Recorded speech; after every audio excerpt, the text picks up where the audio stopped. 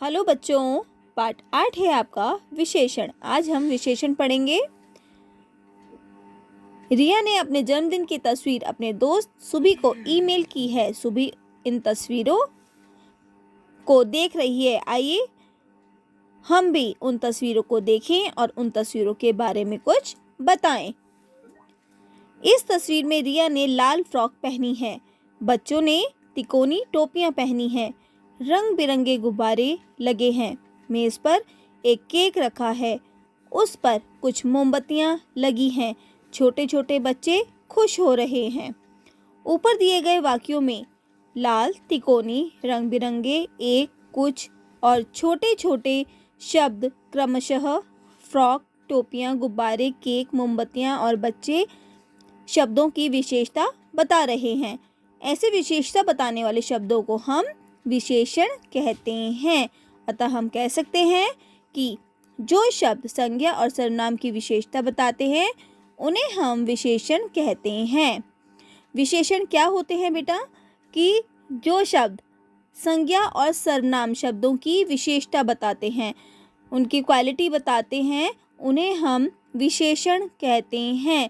जैसे इधर देखिए, अगर यहाँ लिखा होता रिया ने फ्रॉक पहनी है, ठीक है। अब यहाँ लिखा है रिया ने लाल फ्रॉक पहनी है, तो फ्रॉक की विशेषता क्या है? वो कैसी है? फ्रॉक लाल रंग की है। बच्चों ने तिकोनी टोपियां पहनी हैं। बच्चों ने कैसी टोपियां पहनी हैं? तिकोनी। तो टोपी की विशेषता क्या है? कि वो तिकोनी है। रंग बिरंगे गुब्बारे लगे हैं। गुब्बारे कैसे लगे हैं? रंग बिरंगे। तो गुब्बारों की विशेषता क्या है? कि वो कैसे हैं? रंग बिरंगे हैं।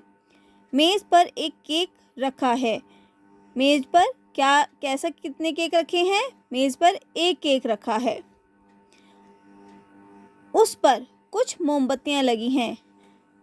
उस पर कितनी मोमबत्तियां लगी हैं? कुछ मोमबत्तियां लगी हैं। छोटे छोटे बच्चे खुश हो रहे हैं। कैसे बच्चे खुश हो रहे हैं? छोटे छोटे बच्चे, ठीक है। तो आपने देखा कि यहाँ पर संज्ञा और सर्वनाम शब्दों की जो विशेषता बता रहे हैं वो क्या कहलाएंगे? वो कहलाएंगे विशेषण। विशेषण पहचानने के लिए कैसा या कितना लगाकर प्रश्न करना चाहिए।